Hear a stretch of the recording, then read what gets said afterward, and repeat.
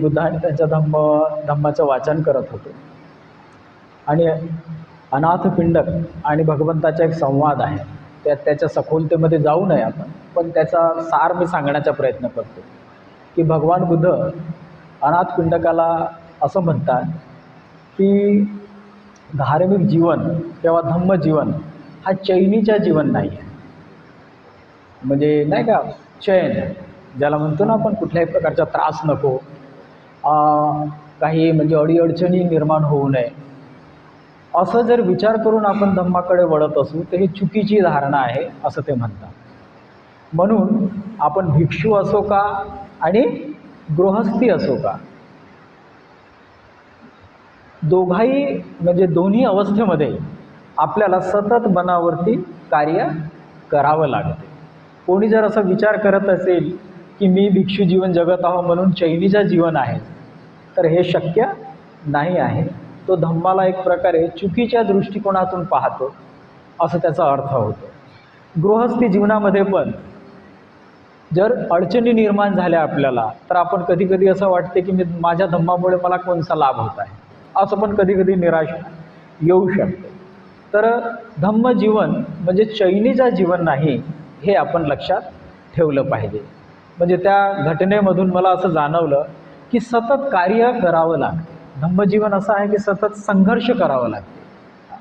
म्हणून एका म्हणजे धम्मपदामध्ये गाथेमध्ये म्हटलेलं आहे की जो योद्धा आहे, जो अनेक लोकांना मारतो आणि अनेक राज्य जिंकतो, त्याच्यापेक्षाही महान ज्याने स्वतःचं मन जिंकलेला आहे त्याला म्हटलेलं आहे, तो मोठा योद्धा आहे. कारण त्याला जिंकण्यासाठी त्याला खूप संघर्ष करावा लागते. म्हणून चैनीचे जीवन हा धर्मजीवनाची जी धारणा आहे त्याला आपण एक प्रकारे सोडलं पाहिजे आणि सतत कार्य करत राहणे.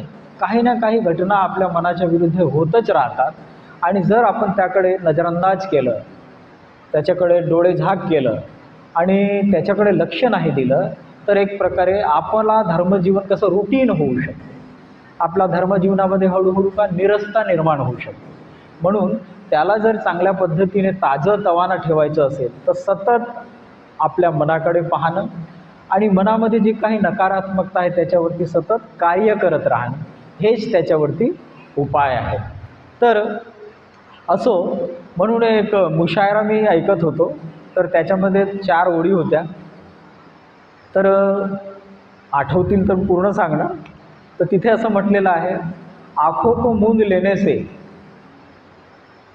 आँखों को मूंद लेने से तकलीफें कम नहीं होती. काय म्हटलेलं आहे? आँखों को मूंद लेने से तकलीफें कम नहीं होती. वो देखना पड़ेगा जो देखा ना जाएगा. काय म्हटलेलं आहे? म्हणजे डोळे बंद केल्यानंतर आपल्याला असं वाटते की सगळे अडथळे बंद होतील, पण ते काय म्हणतात की डोळे बंद केल्यानंतर आपल्याला एक प्रकारे काय असं काही पाहावं लागेल की जे पाहणं आपल्याला आवडणार नाही. म्हणून धर्मजीवन हा असंच आहे की सतत आपल्याला प्रयत्न करावे लागतात, मनाला सतत परिवर्तन करावं लागते. असो, आपण इथे या मित्र डेमध्ये अनेक प्रवचन ऐकलेले आहेत आणि मागच्याच वर्गामध्ये जेव्हा मी प्रज्ञाला विचारलं की नेमकं कोणता विषय झाला होता, तर त्यांनी मला एक महत्त्वाचा विषय सांगितलं जे विद्याधारिणीने घेतलं होतं, ते म्हणजे आत्मनिष्ठ आणि वस्तुनिष्ठ. बरोबर आहे का? आत्मनिष्ठ म्हणजे आत्मनिष्ठ समस्या आणि वस्तुनिष्ठ समस्या. म्हणजे काही आपल्या स्वाभाविक असते आणि काही बाह्य असतात की ज्याला आपण काय करतो, एक प्रकारे त्याचे बळी पडतो. तर त्याला पाहणं हे फार गरजेचं आहे. तर त्याचाच एक भाग म्हणून आपण त्याला असं म्हणूया की अंगुत्तर निकायामध्ये अतिशय महत्त्वाची एक शिकवण आलेली आहे. आपण सर्वांना माहिती आहे की भगवान बुद्धाने सुत्तांच्या माध्यमातून अनेक प्रवचनं दिलेली आहे, लोकांना मार्गदर्शन केलेलं आहे. अनेक प्रकारच्या लोकांना म्हणजे विविध प्रकारच्या लोकांना त्यांनी मार्गदर्शन केलेलं आहे आणि त्यामधून अनेकांचं जीवन परिवर्तन झालेलं आहे. आणि असं म्हणतात की भगवान बुद्ध जेव्हा मार्गदर्शन करतात तर आपला दृष्टिकोन बदलतो. एक प्रकारे गोष्टींकडे, वस्तूंकडे, व्यक्तींकडे पाहण्याचा आपला दृष्टिकोन बदलतो, म्हणजे असं म्हणूया की संपूर्ण परिवर्तन होतो. तर अशाच प्रकारची शिकवण त्यांनी दिलेली आहे भिक्षूंना. अंगुत्तर निकायामध्ये तिसऱ्या भागामध्ये, अंगुत्तर निकायाचा तिसरा भाग, त्याच्यामध्ये 233 पानावरती ही शिकवण आलेली आहे आणि त्याचं नाव आहे क्रोधन सुत्त. त्याचं नाव आहे क्रोधन सुत्त. तर हा क्रोधन सुत्त अतिशय महत्त्वाचा आहे. आता आपणाला माहिती आहे की आपण काही लोक एक अभ्यास केलेला असेल, ज्याला आपण म्हणूया स्वचित्तबोध या पुस्तकामध्ये, आणि त्यामध्ये ज्याला म्हणू आपण उपक्लेश सांगितलेले आहे. तिथे रागाचे उपक्लेश आहेत आणि द्वेषाचे उपक्लेश आहेत आणि अज्ञानाचे पण आहेत. तर हे जे मूळ जे मनाचे विष आहे, एक प्रकारे मनाची क्लेश आहे, अवगुण आहे, ते म्हणजे लोभ मोह द्वेष. तर स्वचित्तबोधमध्ये द्वेषाचे जे मूल क्लेश आहेत त्याच्यापैकी हा एक उपक्लेश आहे क्रोध, पहिलाच आहे क्रोध ज्याला म्हटलेला आहे. दुसरा आहे उपनाह, तिसरा आहे प्रदास, चौथा आहे ईर्ष्या आणि पाचवा आहे ज्याला म्हणू आपण क्रौर्य. तर द्वेष एकच आहे पण त्याचे तऱ्हा वेगवेगळे आहेत. वेगवेगळ्या पद्धतीने द्वेष कार्यरत करीत असतो. तर त्याला खूप चांगल्या पद्धतीने सुबुतींनी एक्सप्लेन केलेलं आहे त्या पुस्तकामध्ये. जर तुम्हाला ती पुस्तक आहे तुमच्याकडे तर गंभीरतेने आणि जाणीवपूर्वक आणि लक्षपूर्वक जे ते जर वाचलं तर आपला एक प्रकार नाही का आपला मन आपल्याला दिसते की आपला मन कसं आहे. बऱ्याचदा आपण इकडे तिकडेच पाहत राहतो, परंतु आपल्या मनाकडे बऱ्याचदा आपण पाहत नाही. आणि इथे समस्या आहे. सगळ्यात मोठी समस्या काय आहे की आपण स्वतःकडे न पाहता आपण इतरांकडे जास्ती पाहत असतो. आणि म्हणून जेव्हा समस्या निर्माण होतात तर त्या समस्येमध्ये आपण इतरांना दोषी ठरवत असतो आणि स्वतःकडे पाहत नाही.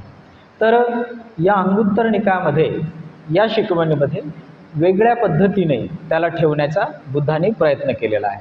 आता हा सब्जेक्ट मी मौद्यालाही घेतला मित्रांसाठी आणि खापरखेड्याला सुद्धा घेतलेला आहे. तर या म्हणजे विषयाला संपवण्यासाठी आम्हाला दिवसभर आम्ही केलं तरी 2 दिवस लागले आम्हाला, म्हणजे दिवसभर सतत. तर ज्यांचं हे झालेलं आहे, काही लोक आहेत तिथे, मला अतिशय आनंद होतो की काही खापरखेड्याची लोक आहेत तिथे, काही रामटेकवरून मित्र आलेले आहेत, काही कोराडीवरून आलेले आहेत, काही दक्षिण नागपूरवरून आलेले आहेत. तर ही खरोखरच एक प्रकार नाही का धम्माची आवड आपल्याला अशा पद्धतीला पुढे घेऊन जात असते. तर आपण याच्यामध्ये अजून जास्ती वेळ न घेता आपण सरळ काय करू, त्या विषयाकडे वळू आणि आपण सर्वांना त्यामध्ये सहभाग द्यायचा आहे. कारण एकदा भंतेंना कोणीतरी विचारायला आलं की मन कसं आहे, तर भंते काय म्हणाले की मी एकटाच नाही आहे ज्याच्याकडे मन आहे, तुझ्याकडेही मन आहे, तू शोध ना मन कसं आहे. तर म्हणून आपण कसं सर्व धार्मिक जीवन जगणारी लोक आहोत आणि त्यामुळे काही ना काही गोष्टी आपल्याला मनाविषयी माहिती आहे. तर आपण सगळेजण त्या विषयाकडे खूप चांगल्या पद्धतीने पाहण्याचा प्रयत्न करू आणि एक प्रकारे शेअरिंग करू. त्यामधून आपल्याला बरीच स्पष्टता पण येणार. तर प्रज्ञा यांनी अतिशय चांगलं म्हणजे धम्मपदाची ती गाथा संपूर्ण बौद्ध धर्म कशावर आधारित आहे, मनावरती आधारित आहे. इतर धर्मे हे देवावर आधारित आहेत, परंतु बौद्ध धर्माची पूर्ण शिकवण कशावर आधारित आहे, मनावरती. तर त्याच्या 2 ओळी थोडासा गाऊन सांगतो मी, ठीक आहे. मनोबुद्धं गमा धम्मा मनोसेठा मनोमया मनसाचे पदुठेना भासतीवा करोतीवा ततो दुःख मन वेती चक्कंव वहतो पदम मनोकुब्बं गमा धम्मा मनोसिद्धा मनोमया मनसाचे पदुठेन भासती वा करोती वा ततो नं सुखमन्वेति छाया अनपायी छाया अनपायी. आता थँक्यू. तर सुरुवात करायचं मग, तुम्हाला आवडेल? ओके, ठीक आहे. तर इथे क्रोध कसा असतो भगवंतांनी सांगितलेला आहे आणि एक विशिष्ट पद्धतीचा म्हणजे कशा पद्धतीनं मन कार्य करतो.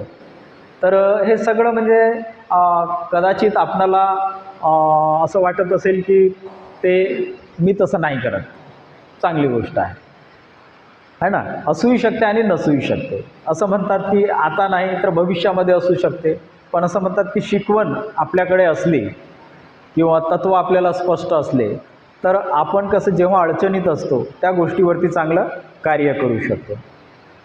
तर बघूया आपण. इथे म्हटलेलं आहे की भिक्खुओं, ये 7 बातें हैं जो वैरियों को प्रिय है, वैरियों को अच्छी लगती है. ये 7 बातें हैं जो वैरियों को प्रिय है, वैरियों को अच्छी लगती है. और जो स्त्री अथवा पुरुष के मन में क्रोध उत्पन्न करती है, ये 7 बातें हैं जो प्रिय लगती है वैरियों को, अच्छी लगती है, और जो स्त्री और पुरुष में क्रोध का निर्माण करती है, उत्पन्न करती है. कौन सी 7 बात? तथा या 7 गोष्टीविषयी आपण पाहणार आहोत. पहिली गोष्ट सांगितलेलं आहे कि भिक्खुओं, एक बैरी अपने बैरी के लिए कामना करता है. एक बैरी अपने बैरी के लिए कामना करता है, अच्छा हो कि वह दुवर्ण, दुवर्ण म्हणजे कुरूप, दुवर्ण हो, कुरूप हो. ऐसा इसीलिए भिक्खुओं, एक बैरी अपने बैरी को सुवर्ण देखकर, सुंदर देखकर, सुवर्ण देखकर, सुवर्ण देखकर प्रसन्न नहीं होता है. एक बैरी अपने बैरी को देखकर, सुंदर देखकर वो प्रसन्न नहीं होता है. इसलिए उसके मन में क्या चलते रहता, ऐसी कामना करते रहता, असं विचार करत राहतो तो की तो कुरूप असावं. आपल्या बैरीबद्दल कसा विचार करतो मनुष्य, तो कुरूप असावा असं म्हणजे भगवान बुद्ध म्हणतात. कारण त्याला सुंदर पाहणं, आपल्या शत्रूला सुंदर पाहणं आवडत नाही. त्यानंतर जो क्रोधी होता है, क्रोध से वशी अभिभूत होता है, क्रोध के अभिभूत होता है. अभिभूत म्हणजे एक प्रकार ना का त्याची अधीन ज्याला म्हणतो ना आपण, अभिभूत म्हणजे त्याची एक प्रकारे सवय लागली असते, त्याच्या ताब्यात असतो तो. क्रोध से अभिभूत होता है, क्रोध के अधीन होता है. अभिभूत ताब्यातही असतो आणि त्याच्या अधीन असतो है ना. क्रोधाच्या पूर्णपणे तो नियंत्रणात असतो. अपने चाहे कि उसने, मग इथे काय म्हणतात, हा अतिशय महत्त्वाचा मुद्दा आहे. उसने चाहे कितना भी स्नान किया हो, लेप किया हो, लेप म्हणतो ना आपण, लेप लगाया हो, हजामत बनाई हो. काय म्हटलेलं आहे? जिसके मन में ये बातें आते रहती है, ज्याच्या मनात अशा पद्धतीचा भाव असते की माझा वैरी तो कुरूप असावा, तर त्यांनी कितीही स्नान केलं, घासू घासू, मोठमोठ्या साबणांनी घासू घासू, आहे ना, त्यांनी सुंदर सुंदर लेप लावलं सुंदर दिसण्यासाठी, किंवा चांगली हजामत केलेली आहे, ओके, हजामत बनाई हो, श्वेत वस्त्र पहने हो, शुभ्र वस्त्र ज्याला म्हणतो ना आपण, पांढरे शुभ्र वस्त्र जरी त्याने परिधान केलेलं आहे, वह क्रोध के वशीभूत होने के कारण, वह क्रोध के, तो क्रोधाच्या पूर्णपणे अधीन असल्या कारणाने, पूर्णपणे ताब्यात असल्या कारणाने, वशीभूत होने के कारण दुवर्ण ही होता है. काय म्हटलेलं आहे? दुवर्ण ही होता है. म्हणजे जो आपल्या शत्रूबद्दल असा विचार करतो की तो कुरूप असावं, तर भगवान बुद्ध काय म्हणतात की त्याने जो विचार करतो असं, त्याने कितीही स्नान केलं, लेप लावलं, हजामत केली, पांढरे वस्त्र परिधान केलं, पण तरी सुद्धा भिक्खू व दुवर्ण ही होता है. म्हणजे तोच दुवर्ण होतो. दुवर्ण म्हणजे कुरूप. जो असा विचार करत राहतो तोच कुरूप होऊन जातो. म्हणजे आपल्या शत्रूबद्दल जेव्हा तो असा विचार करतो की तो कुरूप व्हावं, तर सगळ्यात आधी कोण कुरूप होतं मग? म्हणजे जो असा विचार करतो तो कुरूप होऊन जातो. आणि म्हणून त्यांनी स्वतःने किती, म्हणजे तो दुसऱ्यांना कुरूप का पाहू इच्छितो? थोडासा बोलत राहाल तर बरं नाही. हा, नाही, त्याला असं वाटतं की मी सुंदर असावं, त्याला असं वाटते की मी सुंदर असावं, तो कुरूप व्हावं. जेव्हा तो इतरांबद्दल असा विचार करतो की तो कुरूप व्हावं, म्हणजे त्याचा अर्थ काय निघतो की मी सुंदर असावं. तर म्हणून भगवान बुद्ध म्हणतात की जेव्हा आपण स्वतःविषयी, आपल्या सुंदरतेविषयी विचार करतो आणि दुसऱ्याच्या कुरूपतेबद्दल विचार करतो, तर सगळ्यात आधी कुरूप कोण होतो? आपण स्वतः होतो. तर याच्यामध्ये थोडंसं आपण चर्चा करू. आता इथे 2-3 प्रश्न निर्माण होतात. मी विचार करत होतो तर माझ्या मनात असं प्रश्नचिन्ह निर्माण झाला की माणसाच्या मनात म्हणजे वैरी कसा निर्माण होतो, माणसाचा वैरी कसा निर्माण होतो, कोणत्या गोष्टी आहे की तो त्याच्या वैरी बनून जातो. म्हणजे अशा कुठल्या बाबी आहेत की ज्यामुळे एक मनुष्य दुसऱ्याचा वैरी बनतो? थोडं सांगू शकाल का की वैरी का बनतो? वैरी लक्षात येते ना, शत्रू. दुसरा मनुष्य आपला शत्रू का बनतो? तर थोडंसं आपण बोलायचं आता आपल्याला का बनत असेल. आणि गुणरत्नजी इकडे येतील आणि ते नोट करतील का बनतो बाबा. म्हणजे दुसरा मनुष्य, एका माणसाचा दुसरा मनुष्य वैरी का बनतो? असं काय घडते की ज्यामुळे तो वैरी होऊन जातो? अशा कुठल्या बाबी आहेत की ज्यामुळे तो शत्रू बनतो? शत्रू का बरं बनतो? तर याविषयी थोडंसं जर बोलू, चर्चा करू तर बरं राहील. कोण सांगू इच्छितो? वैरी का बनतो? वैरत्व का निर्माण होतं? ओके, थोडासा माईक कोणी देऊ शकते का? हां,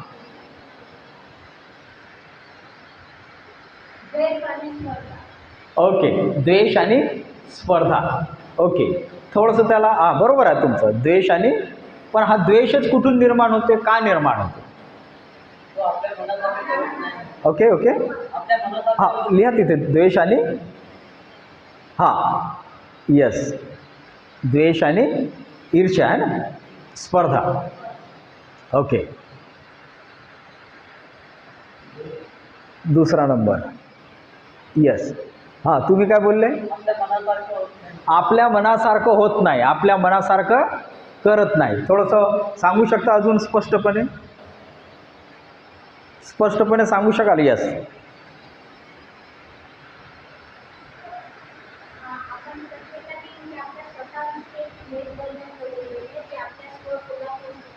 ओके, जेव्हा जेव्हा आपला जो स्व आहे तो स्व असुरक्षित होतो, तो भले कोणाच्या कारणाने असेल, जेव्हा असुरक्षित झाला की त्याला एकदम म्हणजे जो माझ्या भावना आहे ते म्हणजे निर्माण होतात, त्यात मग ईर्ष्या निर्माण होते. कोणी आपल्या पुढे गेलं नाही पाहिजे, कारण स्वतःला म्हणजे त्यांनी कसं सर्वश्रेष्ठ असं इमेज आपली बनवून ठेवलेली आहे, ती इमेज बनवते, त्यामुळे तो इतरांना हानी पोचवतो किंवा इतरांविषयी द्वेष निर्माण करतो. Okay, good, thank you. अतिशय महत्त्वाची गोष्ट त्यांनी सांगितलेली आहे की आपण स्वतःविषयी आपली एक धारणा बनवलेली असते, आपली एक इमेज बनवलेली असते, आणि त्यामुळे जेव्हा आपल्याला असं वाटते की इतरामुळे या इमेजला कुठेतरी धक्का बसलेला, धारणेला कुठेतरी त्यांनी टच केलेला आहे, धारणेला कुठेतरी त्यांनी म्हणजे एक प्रकारे चॅलेंज केलेलं आहे, तर मग काय होतं आहे, तो आपला शत्रू, हळूहळू शत्रुत्वाची भावना निर्माण होते. ओके, अजून हां, यस यस, ओके. अहंकार म्हणजे या गोष्टीचा की स्वतःची नाही का इमेज बनवणं आणि त्याला चिकटून राहणं आहे ना, स्वतःच्या इमेजला तसंच होणं झालं पाहिजे असं त्याचं मत असते आहे ना. तर त्यामुळे त्याला आता हे टेक्निकल थोडंसं लँग्वेज आहे नाही का, द्वेष, अहंकार, याला थोडंसं अजून आपण सखोलतेमध्ये जाण्याचा प्रयत्न करू. ठीक आहे, तर अजून काय कारण असू शकते?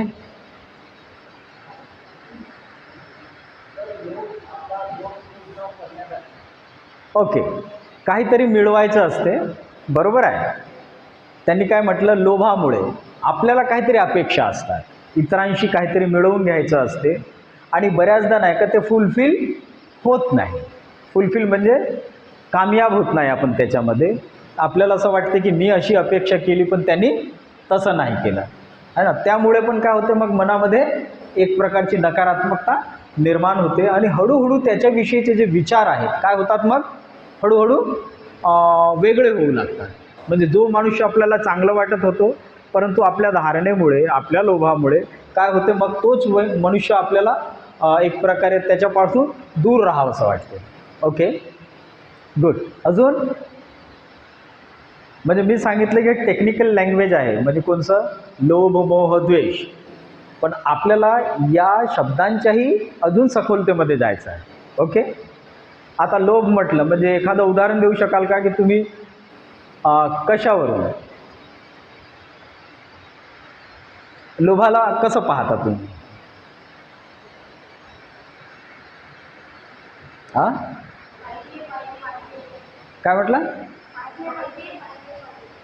ओके, तर असो, अजून कुणाला काही सांगायचं? कधी कधी त्यांनी आपल्या विचाराला प्रतिसाद नाही दिलं, त्यांनी आपल्या गोष्टीला चॅलेंज केलं, असं पण होते का? तुम्ही एखादा विषय सांगत आणि त्याने म्हटलं नाही असं नाही आहे, तर सुप्त मनामध्ये पहा कशी भावना निर्माण. त्याने म्हटलं नाही तुम्ही बोलता पण ते थोडंसं मला नाही पटून राहील. आता 10 लोक बसले असतात, हां, आणि त्यांनी असं बोललं की नाही हो तुम्ही बोलता ते पण मला थोडं असं नाही असं आहे, आणि लोकांनी म्हटलं की नाही तुम्ही जे बोलता ते बरोबर आहे, तर इथे कसं वाटतं, मग कसं म्हणजे अनुभव काय आहे? आपल्याला वाईट वाटते. मग काय करतो आपण, त्या माणसाला तसंच पाहतो.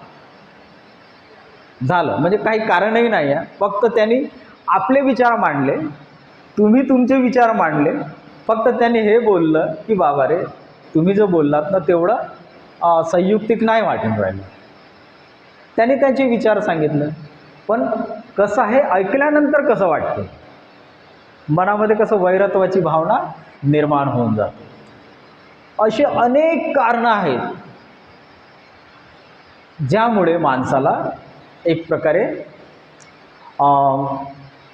द्वेष निर्माण होतो, एक प्रकारे क्रोध निर्माण होतो, त्याच्याविषयी आपल्या धारणा बदलतात आणि मग त्याला तसंच पाहू लागतो. तर असं म्हणतात की हे जर पाहू शकलो नाही आपण खऱ्या अर्थाने नेमकं काय आहे, कोणी एखादा मनुष्य मला का आवडत नाही, त्याच्या पाठीमागे काय आहे, कोणती घटना आहे, कोणता स्व आहे माझा की ज्यामुळे मला हा त्रास होत आहे, तो मला का आवडत नाही. कधी कधी एखाद्याची बोलण्याची सवय आणि आपला स्वभाव चूप राहण्याचा, तो खूप बोलतो तो, आणि हा शांत राहणारा, याची काय हिंमत होत नाही बोलायची. आता त्याचा स्वभाव म्हणा की त्याला आपण म्हणूया की त्याला जमत नाही, आणि दुसरा कसं जसं आलं तसं बोलत राहते. ते याला कसं वाटते मग, एवढा वेळ आहे का, नेहमीच बोलत राहते. म्हणजे सवयी पण काय करतात माणसाला, आपल्या सवयी पण काय करतात इतरांना शत्रू बनवून टाकतात. म्हणजे सवयीमुळे पण शत्रू निर्माण होतात. आपल्या सवयीला जर आपण चिकटून राहिलो, आपल्या सवयीला आपल्या विचारांना जर आपण चिकटून राहिलो आणि त्याला चॅलेंज झालं, तर मग आपल्याला कसं वाटते, मनामध्ये द्वेष निर्माण होतो त्या माणसाविषयी. तुमचं काही घेणं देणं नाही, तो आपला काम करत आहे, आपण आपले कामं करत आहोत. फक्त प्रश्न कुठे निर्माण झालेला आहे की आपण आपल्या सवयीला सोडायला तयार नाही आणि दुसरा त्याला चॅलेंज करतो, म्हणून पण शत्रुत्व निर्माण होतो. ठीक आहे, तर लक्षात आलं का, इनफ आहे एवढं शत्रुत्व तुमच्या लक्षात आलं ढोबळमानाने की का शत्रुत्व निर्माण होतो. पटत आहे, असं होते का, है ना. आता विकी भाऊ आहेत आमचे, आहे ना, ॲटो चालवतात, बरोबर आहे. यांनी सांगितलं 100 रुपये, त्यांनी 50 घेऊन गेलं, आणि नेहमी असं घडत राहिलं स्टँडवरती, तर कशी भावना निर्माण होते, वाईट वाटते. हे लक्षात आलं का. तर हे छोट्या छोट्या म्हणजे घटना असतात. वैरत्व अचानक येत नाही. आपल्याला काय पाहायचं की वैरत्व ज्याला म्हणतो ना मनामध्ये, अचानक येत नाही, त्याच्या पाठीमागे काहीतरी कारणं घडतात. म्हणून बुद्ध म्हणतात की प्रत्येक गोष्टीमागे काही ना काही कारण आहेत. बऱ्याचदा आपण त्याला शोधल्या नाही कारणाने आपण बेचैन होतो, तर त्याला शोधलं पाहिजे. एनिवे, तर हा एक प्रश्न आता थोडासा बाजूला करू आपण. इथे म्हटलेलं आहे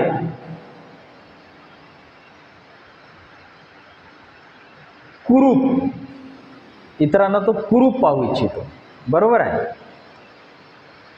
कुरूप पाहणे म्हणजे काय, नेमकं काय पाहू इच्छिता. जेव्हा आपण म्हणतो का कुरूप हो म्हणजे काय,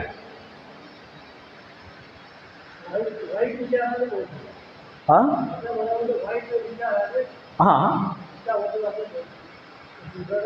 ओके. पण हा कुरूप हो हे कुठून येते, कुरूप हो असं जेव्हा विचार येते की हा कुरूप व्हावं, तर नेमकं त्याच्या पाठीमागे काय असतं, कुरूप व्हा. ओके ओके, कुरूप व्हा म्हणजे आपली काय अपेक्षा, कुरूप व्हावं. हां ओके, वाईट व्हावं, ओके, ते तर आहे म्हणा. पण कुरूप हा शब्द पुन्हा पुन्हा आपण हे करू. कुरूप, कुरूप हा जो शब्द आहे, कुरूपचा अर्थ काय होतो, हां काहीतरी वेगळं निर्माण व्हावं म्हणजे व्यत्यय निर्माण व्हावं. सॉरी, व्यंग, ओके, व्यंग, ओके.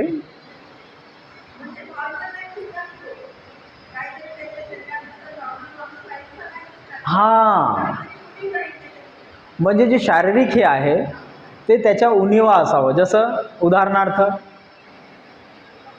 भेंगा, बरोबर आहे. अजून हां हां चांगलं नाही दिसलं पाहिजे. म्हणजे काय बिमारीने ग्रस्त असलं पाहिजे, म्हणजे कुरूप कशाने होईल, हां ओके, पॅरालिसिस म्हणतात हे, बरोबर आहे, हेही खरं आहे. अजून तुम्ही काय बोलता, हां ओके. आता हे न आवडणं वगैरे हे थोडंसं हे आहे, पण आपण कुरूपतेकडे जाऊया. आपण एक पाहिलं आपण की तो भेंगा व्हावं, बरोबर आहे. दुसरं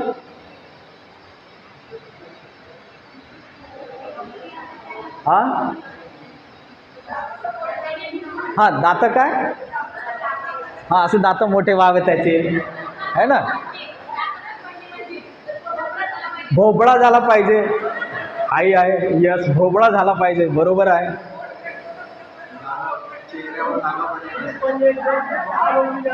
हां, हे म्हणतात की महारोगी नाही का, थोडा चट्टे आले पाहिजेत, अजून काय म्हणजे रोग लागलं पाहिजे शरीराचा, हा एक भाग आहे. अजून काय म्हटलं, हाचा हा जो ओठ आहे ना तो कापला पाहिजे त्याचा, म्हणजे कुठल्या तरी माध्यमातून तो कुरूप दिसावं. हे लक्षात येऊन राहिलं का, कुरूप लक्षात येऊन राहिलं. जेव्हा शत्रुत्वाची भावना होता, आता एक उदाहरण देऊया आपण. तुमचा एखादा शत्रू आहे, तुम्ही एखाद्या लग्नात गेला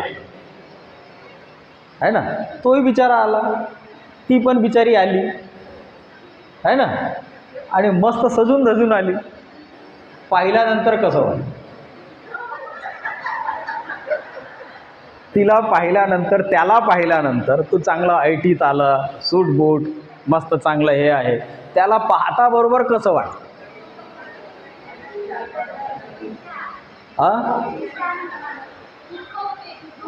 अच्छा, म्हणजे त्याला पाहता बरोबर याला दुःख होते आहे ना. आणि मग काय विचार करू लागतो आपण, हे अशी तर नाही आहे, खूप लेप लावून आली असेल, बरोबर आहे, मेकअप खूप केलं असेल हिने, ओरिजिनली अशी नाही आहे ना. तर दिसून राहिली, तिला ॲक्सेप्ट करण्यापेक्षा काय करतो आपण, तिच्या पाठीमागे चाललो जातो, म्हणजे नकारात्मकतेमध्ये चालले जातो आपण. सानिध्य बरं वाटत नाही, तिच्या सानिध्य पण आपल्याला बरं वाटत नाही है ना, दूर दूर राहतो आपण. तर कुरूप म्हणजे तो एक प्रकार का चेहऱ्याने कुरूप दिसावं, त्याचे ओठ कापलेले असावे, त्याच्या चेहऱ्यावरती काहीतरी झालं पाहिजे, त्याच्या ॲक्सिडेंट होऊन काय झालं पाहिजे, त्याचा चेहरा बिघडला पाहिजे. म्हणजे कुठल्या लेवलवरती जाऊ आपण, आपल्या शत्रूविषयी विचार करताना कुठल्या लेवलवर जाऊ याचे काही थांब ठिकाणा राहत नाही, बरोबर आहे का. आणि म्हणून भगवान बुद्ध काय म्हणतात की असा व्यक्ती जो इतरांविषयी कुरूप व्हावा असा विचार करतो, तर त्याने कितीही स्नान केलं, त्याने कितीही स्नान केलं, लेप लावलं, अजून काय हजामत बनवली, हजामत समजते ना, दाढी गिडी मस्त आहे ना, त्याने कितीही प्रयत्न केले, तो काय होऊन जातो, कुरूप होऊन जातो. कुठल्या अर्थाने भगवान बुद्धांनी असं म्हटलं असेल, का बरं असं म्हटलं असेल. हां,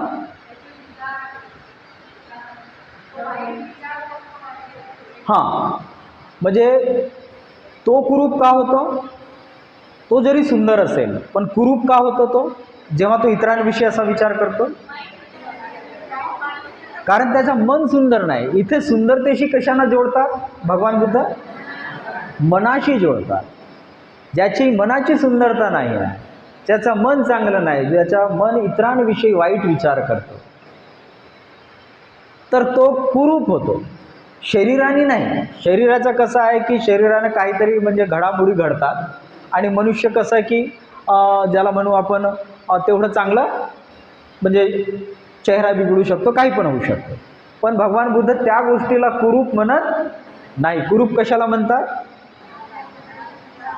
आतला मन जर सुंदर नसेल, इतरांविषयी नकारात्मक बोलत असेल, इतरांविषयी नाही का त्याच्याविषयी वाईट विचार करत असेल, तर मग काय होतं, मनुष्य कुरूप होतो, बरोबर आहे.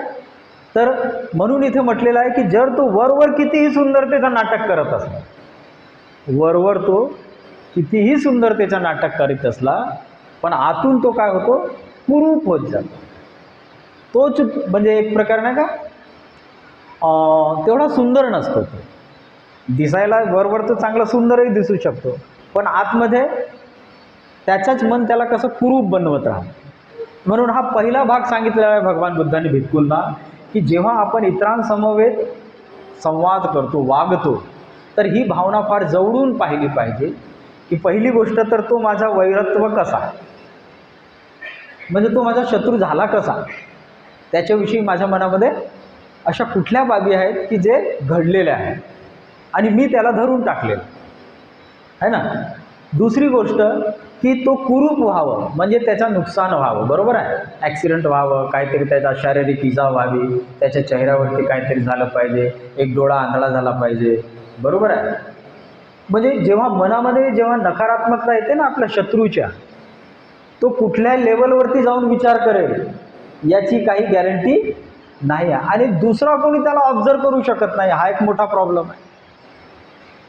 दुसरा कोणी त्याला सांगू शकत नाही की बंधू तू इतरांविषयी असा विचार करतो.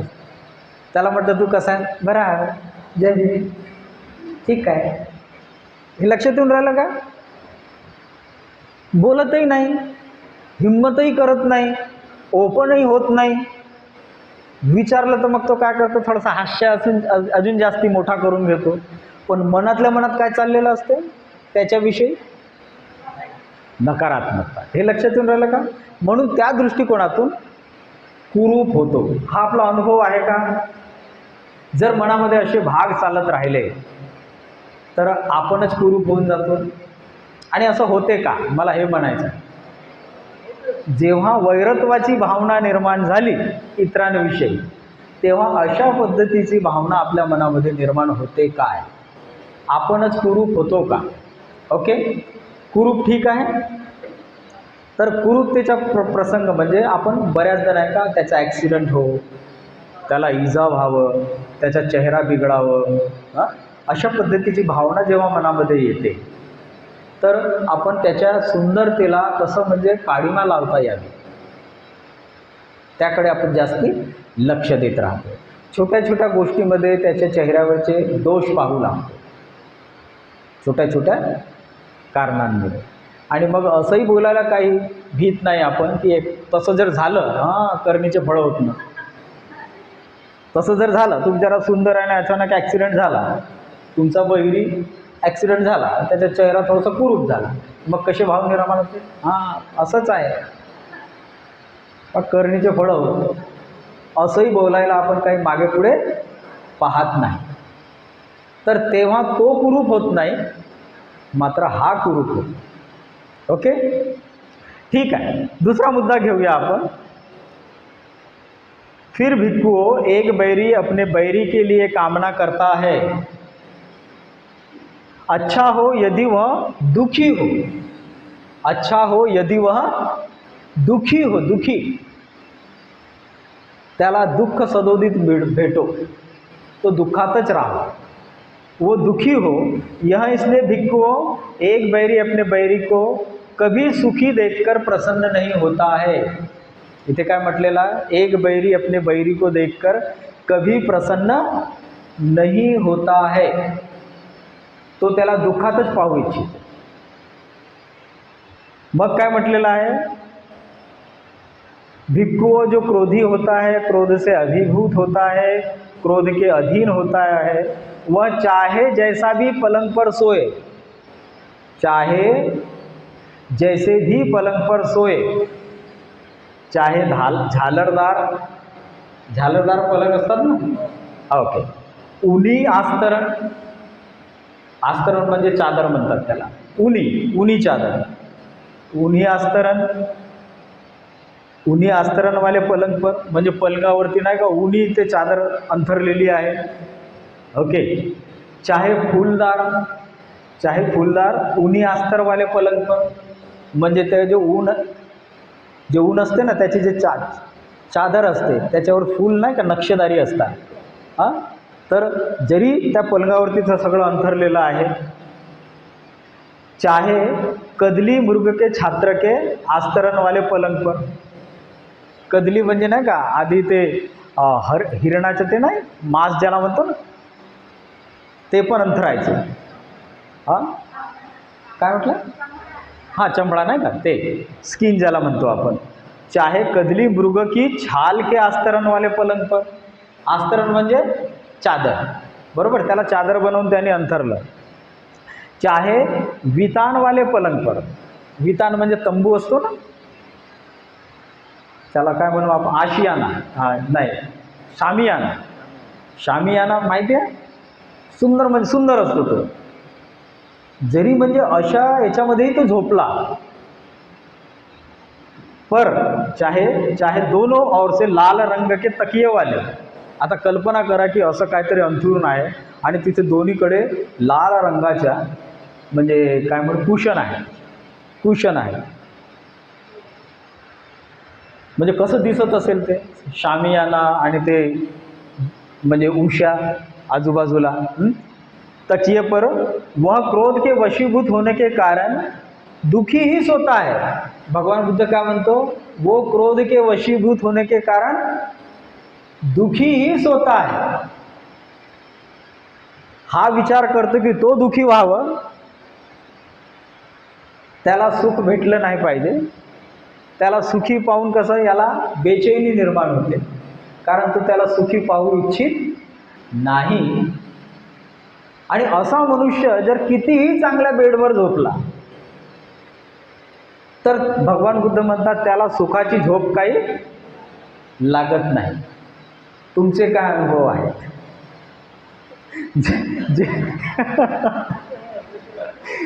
जेव्हा आपण असा विचार करतो की तो दुखी व्हावं, दुखी म्हणजे कुठल्या सेन्सने दुखी म्हणजे काय म्हणते, त्याला काय झालं पाहिजे, दुखी होण्यासाठी त्याला काय काय झालं पाहिजे असं आपल्याला वाटतं. एखादा मनुष्य दुखी होईल कशामुळे?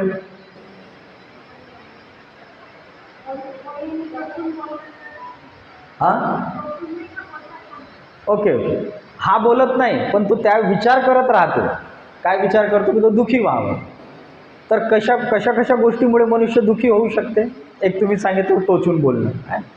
एनिवे, पण आपण काही बोलून नाही राहिलो पण मनातल्या मनात विचार करत आहोत की तो दुखी व्हावं. तर कसं काय काय झालं पाहिजे असं वाटतं आपल्याला?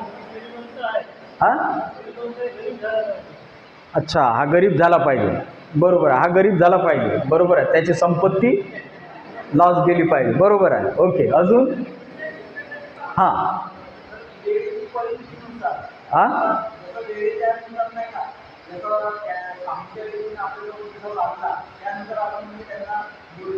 हां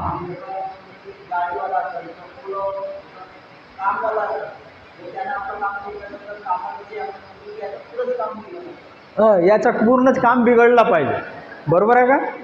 हां, याचं काम सुटलं पाहिजे, जेणेकरून नाही का पैसे गिसे सगळे मार्ग बंद झाले पाहिजे, बरोबर आहे. येस येस, त्याची पोरगी पळाली पाहिजे. हां, म्हणजे एखाद्याची नाही का प्रेम प्रकरणामधून कोणी गेली मुलगी तर आपल्याला मोठा आनंद होतो, बरोबर आहे. कारण ते बिचारे दुखी राहतात, आपल्या परेशानीमध्ये राहतात आणि आधीपासूनच मनामध्ये असं असेल की तो दुखी झालं पाहिजे, तर मग काय होऊन जाते, आपल्याला मनामध्ये चांगली सवड मिळते, बोलत नाही आपण. हे सगळ्या गोष्टी कसं बोलण्याच्या नसतात. बोलताना काय म्हणतो ना, वाईट झालं, बोलताना काय म्हणतो आपण, वाईट झालं, पण मनातल्या मनात अच्छा खूप हुशारी करत होता, असंच पाहिजे होतं, खूप मिरवत होती आहे ना. तर हा एक भाग असू शकते, पोरगी पळाली पाहिजे. अजून? हां, प्रगती म्हणजे काय?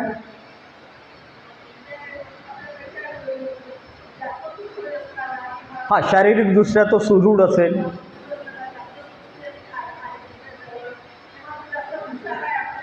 हुशार. यस, म्हणजे त्यात तो म्हणजे तल्लख बुद्धीचा आहे, चांगला विचार करतो आहे ना. तर तो नष्ट झाला पाहिजे. म्हणजे असं म्हणू शकतो आपण की तो हे व्हावं, काय म्हणू त्याला आपण, निर्बुद्धी, निर्बुद्धी व्हावं, असं पण असू शकतं. अच्छा, हां हां, म्हणजे मोठा खांब जो आहे ना तोच घसरला तर सगळं गेलं. मग ज्याच्यामुळे नाही का हा परिवार मोठा सुखात नांदत राहते तोच घसरला पाहिजे, असंही विचार करू लागतो मनुष्य. तोच घसरला तर प्रश्नच संपला. म्हणजे मोठा नाही का, ज्या ज्या खांबावरती तो पूर्ण तंबू उभा आहे तो तंबूच काय झाला पाहिजे, नेस्तनाबूत झालं पाहिजे.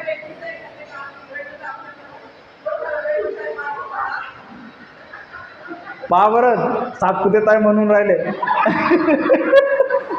पण हे फॅक्ट आहे, हे मनाची शृंखला आहे. त्याला आपण म्हणजे जर चांगल्या पद्धतीने विचार करून जर पाहिलं आपण, तर आपल्या लक्षात येईल की आपलं मन तसाच कार्यरत असतं.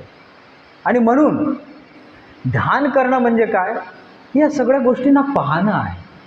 बऱ्याचदा नाही का मगाशी मी सांगितलं ना की आंखों को मूंद लेने से खतरा न जाएगा. आता मला आठवलं ते, आंखों को मूंद लेने से खतरा न जाएगा, अरे वो देखना पड़ेगा जो देखा न जाएगा. हे लक्षात आलं का? वो देखना पड़ेगा जो देखा न जाएगा. म्हणून जेव्हा आपण म्हणतो की ध्यान करतं, तर नेमकं त्याच्या मनात काय चाललं, बारीक सारीक गोष्टी ते त्याला कळल्या पाहिजेत. असं म्हणतात, ध्यान कितीही चांगलं तुम्ही हास्य करून पाहतात आणि त्याला विचारलं की नेमकं कसं होतं, खूप चांगलं होतं. मग असं म्हणतात की जो जरी बेचैन आहे पण तो आपल्या मनाच्या संपर्कात आहे, तर तो त्याच्यावरती कार्य करू शकतो. हे लक्षात येऊन राहिलं का? म्हणून मनामध्ये जर अशा पद्धतीची भावना होत असेल की तो दुःखी व्हावं, तर काही ना काही कारणं आहे. तर अनेक प्रकारे आपण त्याला दुःखी पाहू इच्छितो. हेल्थनी बेकार व्हावं, त्याच्याकडे पैसा नसावं, त्याच्या नाही का त्याच्या त्याच्या परिवारावरती काहीतरी संकट यावं. ओके, अजून काय म्हटलं, रोगी झालं पाहिजे. म्हणजे मगाशी गुणरत्नाने सांगितलं की तो पॅरालिसिस झालं पाहिजे. ओके,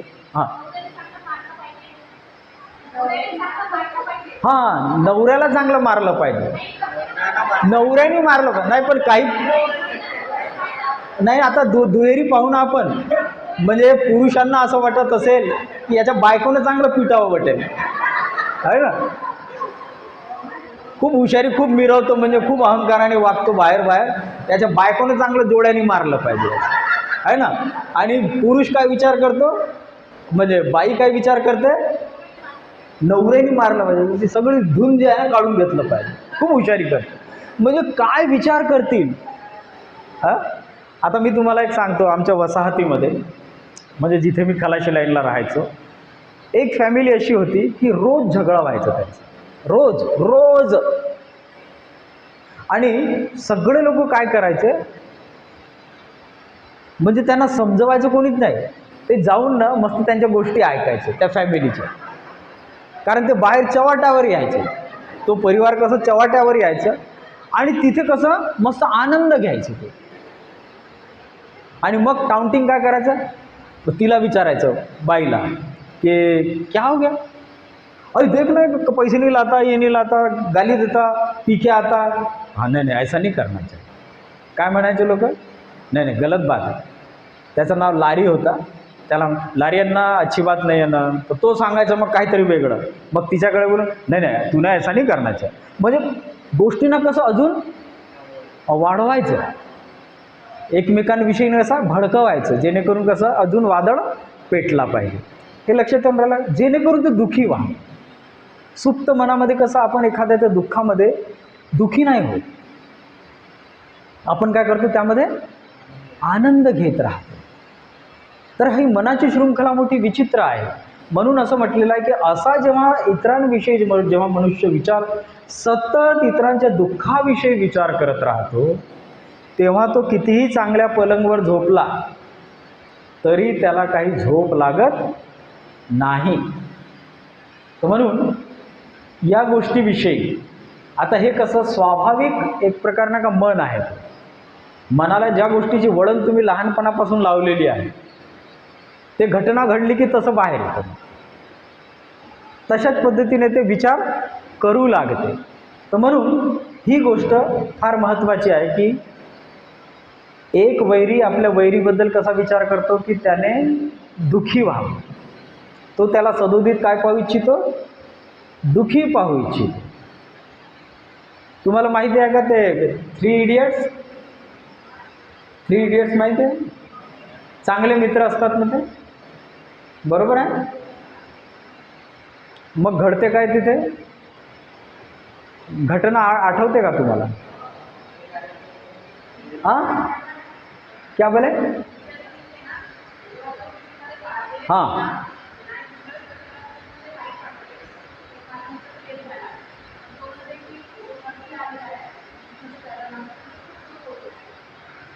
लक्षात येऊन राहिलं का 3 इडियटमध्ये काय होते की 3 मित्र असतात. एक जो असतो तो मस्त जाऊन तो लिस्ट वगैरे काही पाहत नाही, आपला बसला राहतो. तर दोघं जे असतात त्याचे मित्र ते लिस्ट पाहायला जातात आणि दोघांचे नावं असतात, तिसऱ्याचं नाव नसतं. तिसऱ्याचं नाव नसते आणि मग त्यांना मोठं दुःख होते की यार काहीतरी पास झालंच पाहिजे होतं ना, आम्ही कसं पास झालं तसं पास झालं पाहिजे होतं. मग ते येतात एकमेकांशी बोलत राहतात. मग तिसरा कोणीतरी येऊन सांगतो, अरे वैसा नहीं है, तूने नीचे ही देखा ऊपर नहीं देखा, वो सबके टॉप में है. आणि जेव्हा असं कळते त्याला की तो टॉप, तर मग काय होऊन जाते, दुःखी होतात.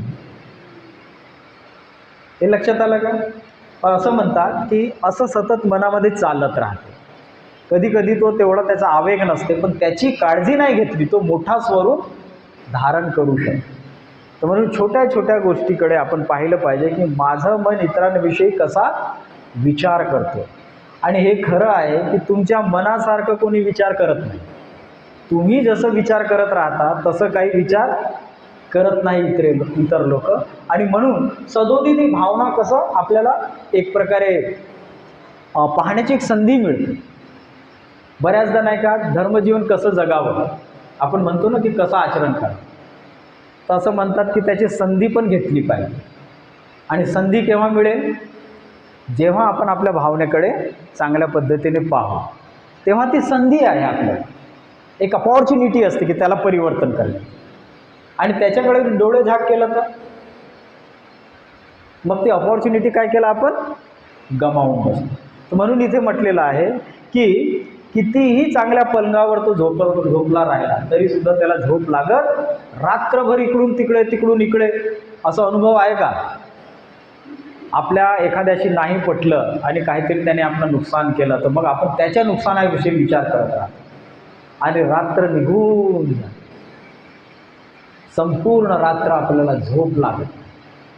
सतत सतत सतत त्याच्या अकल्याणाच्या गोष्टी, त्याच्या दुःखाच्या गोष्टी, त्याच्याविषयी वाईट विचार सतत सतत सतत मनामध्ये राहते.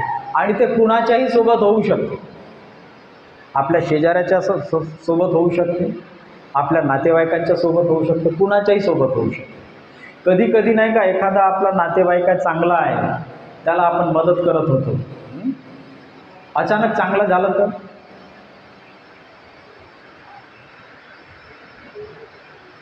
तेही थोडंसं मोठं कठीण जातं, पचवणं मोठं कठीण जातं.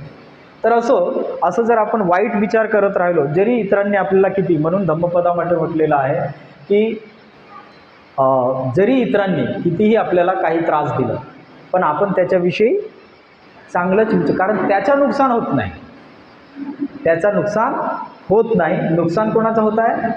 आपलं होत आहे. जर आपल्याला सतत काही दिवस जर असं झोप नाही लागली तर कसं वाटेल मग? आपल्या म्हणजे शरीरावरती त्याचा वाईट परिणाम होणार. आपलं मन चिडचिड चिडचिड चिडचिड करणार, इतरांविषयी निगेटिव्ह विचार करत राहणार, आपल्यामध्ये उत्साह निर्माण नाही होणार, आपल्यामध्ये निराशेचं वातावरण राहणार. त्याचा परिणाम काय होणार? आपल्या घरच्या लोकांवरती होणार. म्हणून या गोष्टीकडे फार लक्ष देणं गरजेचं आहे. असो, तर हे 2 मुद्दे आता आपण पाहिलेलं आहे. दुपारच्या सत्रामध्ये पुन्हा आपण पाहू आणि हे 5 मुद्दे अजून चांगल्या पद्धतीने आपण त्याला समजण्याचा प्रयत्न करू. ओके, तर काही आहे प्रश्न वगैरे? हे जे काही आपण चर्चा केलं तर त्याच्याविषयी काही आहे, काही विचारायचं आहे, काही अस्पष्ट? म्हणजे मी काही नवीन सांगून राहिलो असं नाही आहे, हे तुम्ही अनुभवता. फक्त आपण आता काय करत आहोत, अभ्यासाच्या माध्यमातून त्याला अगदी ओपन करत आहोत. बऱ्याचदा आपल्याला असं वाटते की माझ्यासोबतच असं घडते का, पण तसं नाही आहे. ही मानवी प्रवृत्ती आहे, हे सतत असं घडते आणि आपल्यासोबत नाही घडत तर चांगली गोष्ट आहे. कधी घडूही शकते आणि नाही घडू शकते. परंतु हे महत्त्वाचं आहे की भगवान बुद्ध कोणाला सांगत आहे? भिक्षूंना सांगत आहे, ज्यांनी गृहत्याग केलेला आहे. आपल्यापेक्षा नाही का थोडंसं प्रगती चांगली आहे त्यांना सांगत आहे. याचा अर्थ काय आहे की त्यांच्याही सोबत तसं घडते आहे. भगवान बुद्धांना माहिती आहे. शेवटी मन कोणाचंही असो, तो गृहस्थी असो की भिक्षू असो, हे सगळ्यांसोबत घडणार आहे. परंतु याला ठळकपणे जर आपल्या लक्षात आलं तर आपण चांगल्या पद्धतीने त्याला पाहू शकतो. तर एनिवे, तुम्हाला काही प्रश्न किंवा बोरियत कसं वाटत आहे? हाँ, इंटरेस्टिंग लग रहा है. ओके, फिर वो अच्छा है ना, वो जो शायर ने कहा है, क्या कहा है उसने? आंखों को मूंद लेने से खतरा न जाएगा, अरे वो देखना पड़ेगा जो देखा न जाएगा. तर आता या म्हणजे मुद्द्यांच्या माध्यमातून हे पाहत आहो आपण की पाहायला थोडंसं आवडत नाही, नकोसं वाटतं, अरे यार हे काय माझ्याविषयी आहे ना. तर हे आपण थोडंसं हळूहळू अजून सखोलतेने पाहू आपण त्याला. एनिवे